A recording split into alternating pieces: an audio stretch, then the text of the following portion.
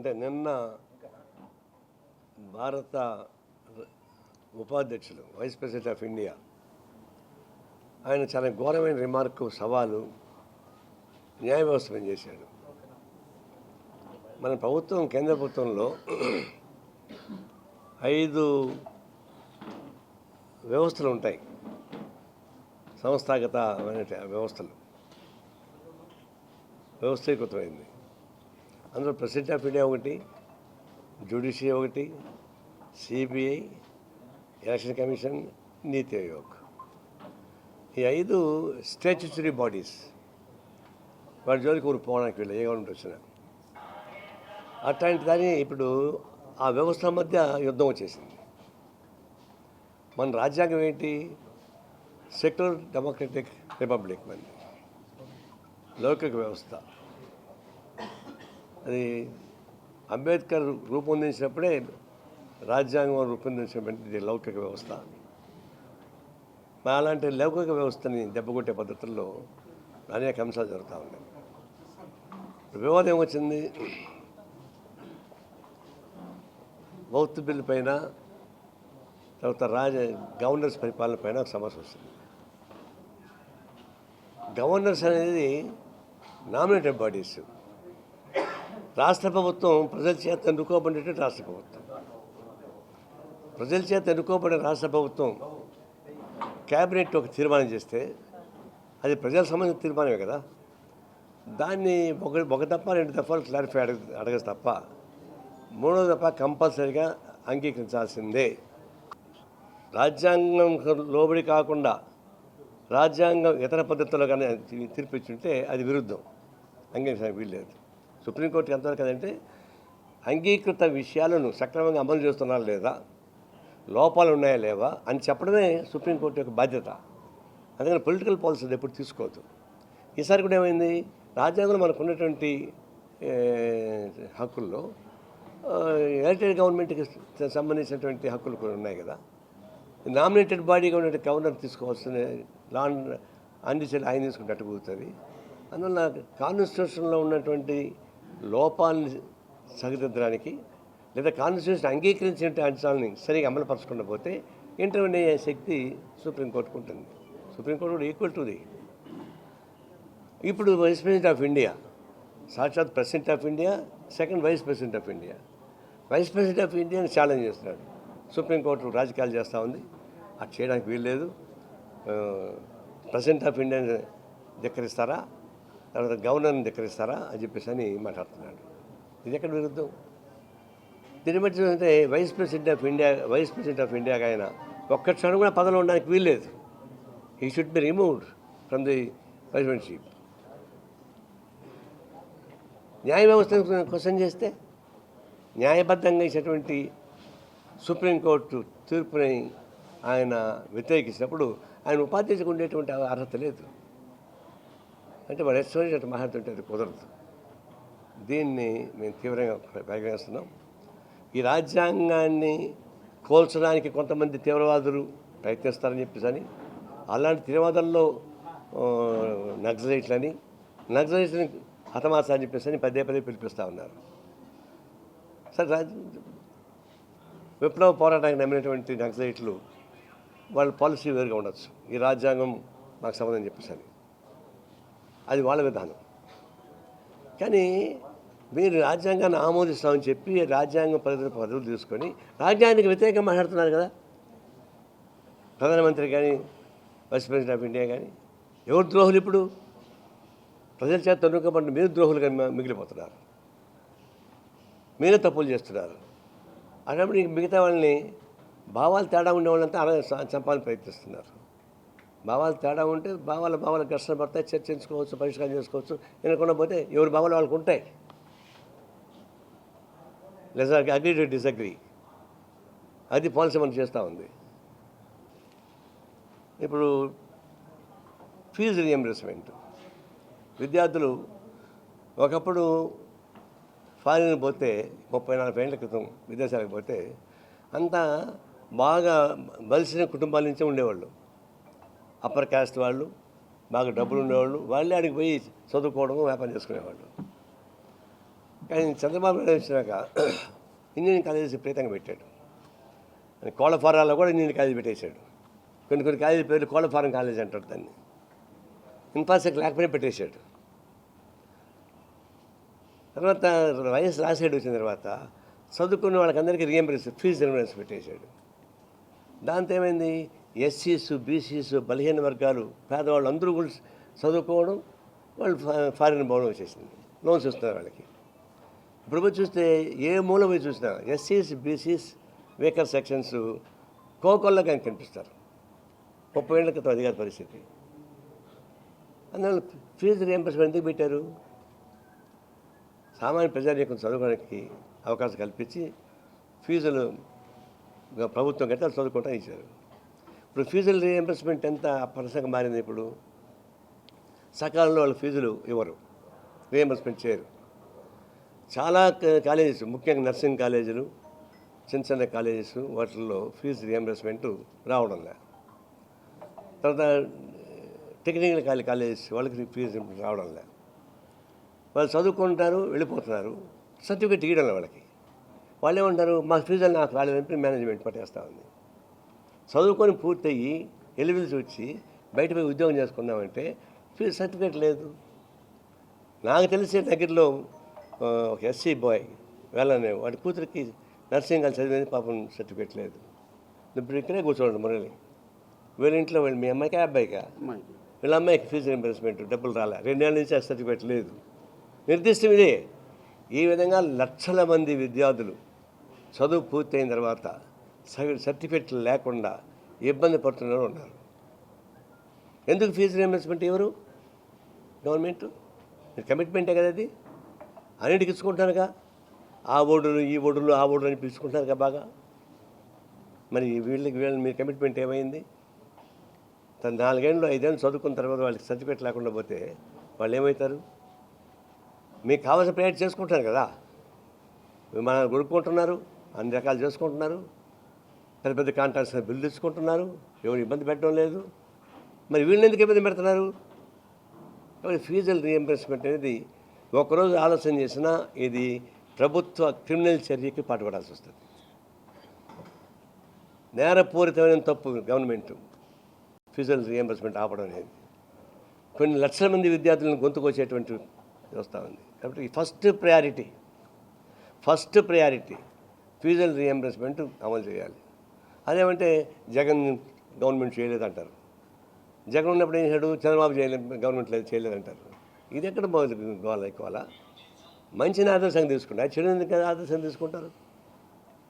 ఈ ప్రభుత్వం వచ్చిన తర్వాత అందరూ మా ప్రభుత్వం వచ్చిందని ఫీల్ అవుతారు. మరి కానీ ఈ విద్యార్థులను నిరుద్యోగులుగా మారినాక వాళ్ళకి కావాల్సిన ఫీజు రావడం లేదు. ఇంజనీరింగ్ కాలేజీ వాళ్ళు ఏమంటారు, కాలేజ్ యాజమాన్యం అడిగితే ఏమంటారు, మేము అప్పులు తీసుకొచ్చి పెట్టాము, ఇక్కడ లెక్చర్స్ జీతాలు ఇస్తున్నాం, మాకు వడ్డీలు పెరిగిపోతున్నాయి, ఫీజులు రియంబర్స్మెంట్ రాకుండా మేము ఏం చేయాలి వాళ్ళు అంటున్నారు. చివరికి లీడింగ్ కాలేజెస్ కూడా అదే పరిస్థితి. తర్వాత అంతకుముందు కాంట్రాక్టర్స్ ఉన్నారు, కొంతమంది కాంట్రాక్టర్స్, వాళ్ళకి డబ్బులు రాలే. అంతకుముందు ప్రభుత్వంలో పనిచేశారు, పాపం డబ్బులు రాలే. జగన్ ప్రభుత్వం వాళ్ళకి ఇవ్వలే. ఈ ప్రభుత్వం వచ్చినప్పుడు అడిగితే మీకు పాత బాకీని మొత్తం ₹2 వడ్డీ వేసి కడతామని చెప్పేసి చంద్రబాబు నాయుడు హామీ ఇచ్చాడంట ఆ కాంట్రాక్టర్స్కి. ఇప్పుడు మొన్న రిలీజ్ చేస్తే గతంలో ₹25 లక్షల బాకీ ఉన్నవాడికి అప్పుడు జీఎస్టీ లేదు. ఇప్పుడు జీఎస్టీకి పట్టుకొని 18 లక్షలు ఇస్తున్నారు. 25 లక్షలు ₹2 వడ్డీ లాగా ఇస్తామని చెప్పిన వాడు 25 లక్షలు జీఎస్టీ పట్టుకొని 18 లక్షలు ఇస్తున్నాడు. అయితే అది అందరికీ ఇచ్చినారా? ఇవ్వలే. ఆ కాంట్రాక్ట్స్ చూస్తే గతంలో వైసీపీ ప్రభుత్వంలో ఉండి బాగా అనుభవించేటువంటి కాంట్రాక్టర్స్ వాళ్ళకందరికీ బిల్స్ వస్తున్నాయి. టీడీపీకి అనుకూలంగా ఉండో జగన్కి అనుకూలంగా ఉండే వాళ్ళకి ఎవరికి రాలే. ఈవెన్ టుడే ఈ గవర్నమెంట్లో కూడా గతంలో వైసీపీ అనిపించినటువంటి వాళ్ళకందుకే ఎక్కువ మందికి బిల్స్ వచ్చాయి. ఇంకా అన్నీ చూపిస్తా కావాలంటే ఆ లిస్ట్ కాబట్టి చూపిస్తా. ఇప్పుడు ఇంజనీరింగ్ కాలేజెస్ వచ్చినాయి. ఇంజనీరింగ్ కాలేజ్ రియంబర్స్మెంట్కి ఒక కమిటీ వేశారు. ఆ కమిటీలో దానికి అనఫిషియల్ నేమ్ ఏంటంటే ఎల్లో ఫైలు బ్లూ ఫైల్ అని పేరేట.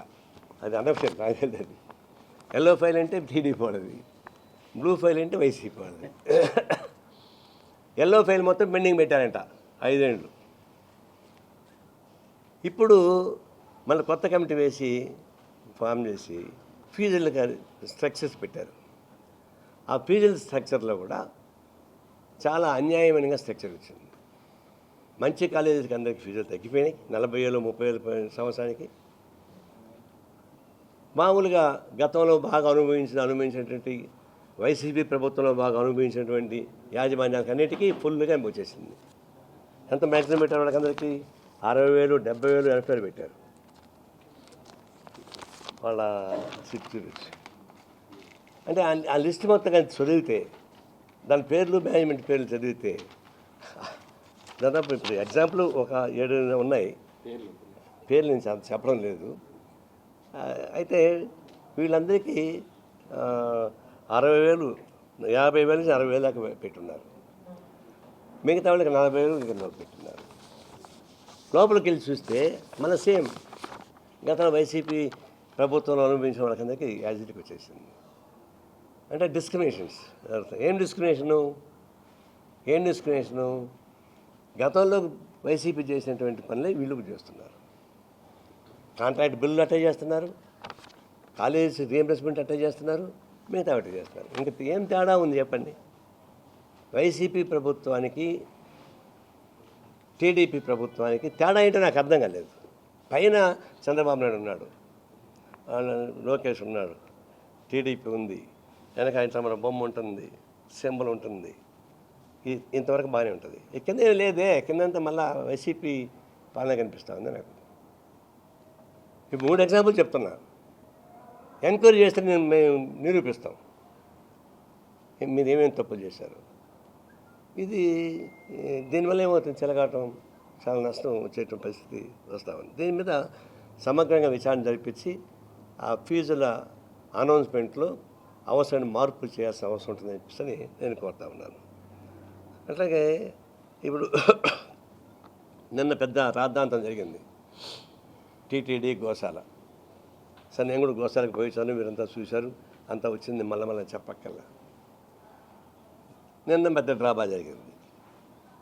నేను చేతులెత్తి దండం పెట్టి చెప్తా ఉన్నా రాజకీయ పార్టీలకి, అందరికీ. జరిగిపోయింది, ఎక్స్పోజ్ అయ్యింది. వైసీపీ వాళ్ళు ఎక్స్పోజ్ చేసుకున్నారు, దాని సంబంధం వాళ్ళు చెప్పుకున్నారు, అయిపోయింది. మళ్ళా దీన్ని రాద్ధాంతం చేసి ఈ అంతర్జాతీయ స్థాయిలో ప్రాముఖ్యత కలిగినటువంటి తిరుమల తిరుపతి దేవస్థానం ప్రాముఖ్యత తగ్గించబాకండి. దాన్ని తగ్గిస్తే నష్టం ఎవరికి? దేవుడికి నష్టం వస్తుందని తెలుసు. పాపం ఆయన రాయిలాకుండా నాకేం తెలుస్తుంది పాపం. ఆయన పేరు చెప్పుకొని వ్యవస్థ బతుకుతూ ఉంది. పిలిగ్రిమ్స్ లక్షలాది మంది, కోట్లాది మంది ప్రజలు భక్తి శబ్దాలతో వస్తున్నారు. వాళ్ళకి నమ్మకం ఉంది, మాకు నమ్మకం లేకపోతే వాళ్ళకి నమ్మకం ఉంది. నమ్మకం ఉండే వాళ్ళు మేము గౌరవిస్తాం తప్ప అసహించుకోం. రిలీజియస్ ఇన్స్టిట్యూషన్స్ కానీ దేవాలయాలు కానీ మీద మాకు భక్తి లేకపోయినా మేము దాన్ని గౌరవిస్తాం. అంటే అదొక వ్యవస్థ, అది మేము విభేదించవచ్చు, కానీ మా గౌరవం మాకుంది, అందుకని దాన్ని ఇప్పుడు అగౌరవపరచం. అలాంటి వ్యవస్థను మీరేమో నమ్ముతున్నారు. దీన్ని ఎవరైతే ఎక్స్పోజ్ చేస్తున్నారో వాళ్ళు దేవుణ్ణి నమ్ముతున్నారు, దేవునికి పూజ చేశారు, పాదసేవలు చేశారు. ఎవరైతే దేవుణ్ణి నమ్ముకున్నారో మీరంతానేమో దేవుణ్ణి ఆ దేవస్థానాన్ని గబ్బట్టించడానికి ప్రయత్నిస్తున్నారు. మేము వ్యవస్థను కాపాడాలని మేము ప్రయత్నిస్తున్నాం. ఈ రోజు నుంచి మళ్ళీ ఆ ప్రస్తావన చేయబాకండి. ప్రత్యక్షంగా కానీ పరోక్షంగా కానీ సోషల్ మీడియాలో కానీ ఈ తిరుపతి దేవస్థానం గురించి మళ్ళా చెడు ఆలోచించే పద్ధతుల్లో ప్రవర్తించబాకండి. ఆందోళన చేయాల్సిన పని లేదు. ఏదంటే నిర్దిష్టంగా లెటర్ రాయొచ్చు, ఫలానా అంశం పని లెటర్ రాయొచ్చు, తప్పేం లేదు. టీటీడీ చేసేటువంటి అనేక ఏదైనా అవకతవకలు దాన్ని సంబంధించాలని నా ఉద్దేశం కాదు. దాన్ని గౌరవప్రదంగా దాన్ని పరిష్కారం చేసుకోవాలా, ప్రజానీకానికి అపనమ్మకం జరగకూడదు, యాత్రికులకి మనోభావం దెబ్బ తిరగకూడదు అనేది నా ఉద్దేశం. ఇది ఇంకొక ఇష్యూస్ ఉన్నాయి, నేను అప్పుడే రైజ్ చేశాను. కింద లోపల పనిచేసే వాళ్ళు 3 రకాలు ఉన్నారు. ఒకళ్ళు ఫారెస్ట్ నుంచి డిపార్ట్మెంట్ వచ్చిన వాళ్ళు, 2 టైమ్ స్కేల్ వాళ్ళు, 2 కాంట్రాక్ట్ అవుట్సోర్సింగ్, 3 రకాలు ఉన్నారు. చాలా పేదవాళ్ళు, వాళ్ళకి జీతాలు అనేక వ్యత్యాసాలు ఉన్నాయి. వాటిని గురించి మాట్లాడమాక అభ్యంతరం. నేను ఇప్పుడు దీన్ని కలపదలుచుకోలే. ఇది అయిన తర్వాత కొనాలిన తర్వాత ఆ లోపల కార్మికులకు వచ్చేటువంటి అనానమలి వ్యత్యాసాలు సరిచేయమని చెప్పేసి మా పార్టీ ఆందోళన చేస్తుంది, మా ప్రజాసంఘం ఆందోళన చేస్తాయి. అయితే ఇప్పుడు దాన్ని క్లబ్ చేయదలుచుకోలేదు. దాని ఆ ఇష్యూ వేరు, వర్కర్స్ సమస్య వేరు. ఇంకేమైనా అవినీతి ఏమైనా జరుగుతుంటే దాన్ని బట్టబయలు చేయడం మాకు అభ్యంతరం లేదు. ఇప్పుడు కలితే కలర్ ఇంత సీట్ వేసేంత మన నివేదిక కనపడడం లేదు. వాటిపైన చేసుకోండి, కానీ ఏదో పశువుల్ని గోవుల్ని అడ్డం పెట్టుకొని దీన్ని రాద్ధాంతం చేయడం అనేది కరెక్ట్ కాదు. దానికి ప్రో అండ్ అగెనిస్ట్, అనుకూల వ్యతిరేక ఉద్యమాలు వస్తే అంతిమంగా తిరుమల దేవస్థానానికి నష్టం వస్తుంది. దాని జోలికి పోవద్దని మాత్రం కోరుతున్నాను. ఇక మీద అలాంటి ప్రస్తావన చేయపాకని చెప్పి కోరుతున్నాను.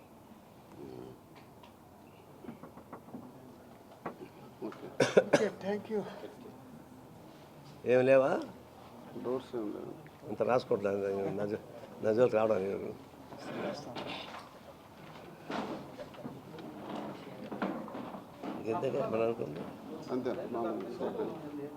ఏమా?